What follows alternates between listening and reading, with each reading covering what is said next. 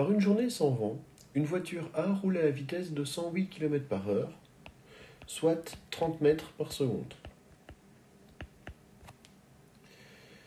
Et elle va rencontrer une voiture B en mouvement sur la même route.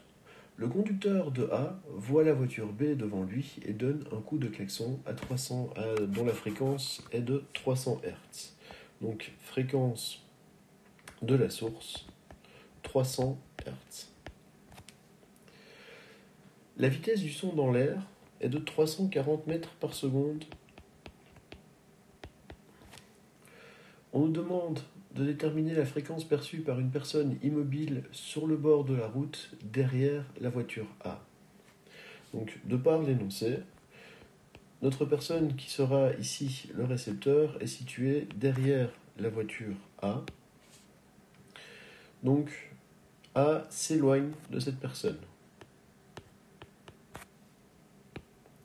Nous avions pris comme sens positif pour nos formules le sens du son émis par la source vers le récepteur.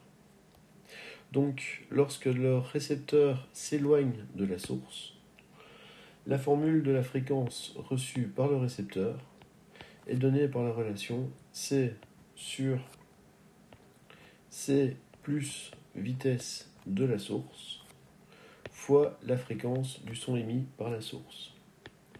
Donc, dans ce cas-ci, la fréquence du récepteur est égale à la vitesse du son dans l'air 340 divisé par la vitesse du son dans l'air plus la vitesse de notre source, donc 30, fois la fréquence de la source, 300.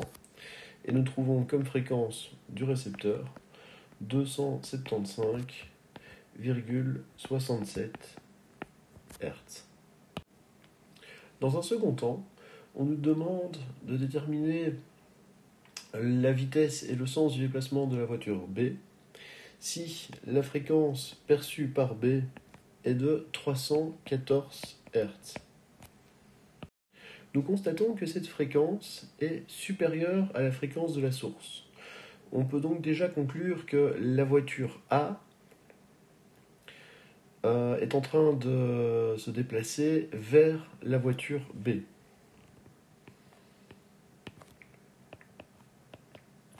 Donc, si nous représentons notre situation, nous avons ici la vitesse de la voiture A, toujours 30 mètres par seconde.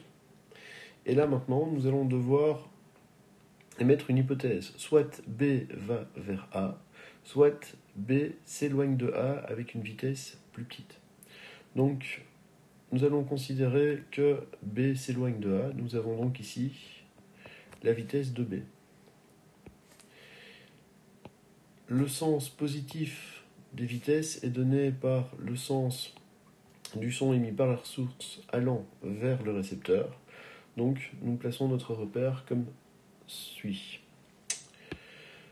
Ici, les deux, la source et le récepteur, sont en mouvement. Notre relation est donc fréquence reçue par le récepteur est égale à la célérité moins la vitesse du récepteur sur la célérité moins la vitesse de la source fois la fréquence de la source. FR est donc égal à 340 moins la vitesse du récepteur, donc la vitesse de B,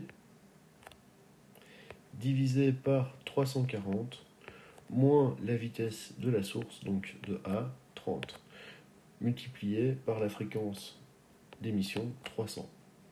Nous connaissons la fréquence de la source qui vaut 314.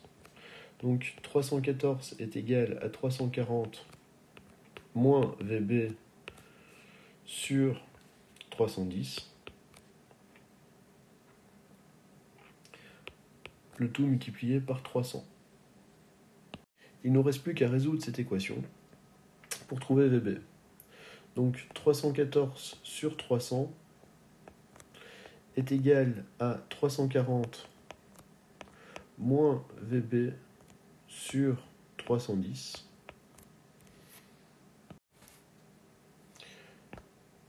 314 sur 300 fois 310 est égal à 340 moins VB.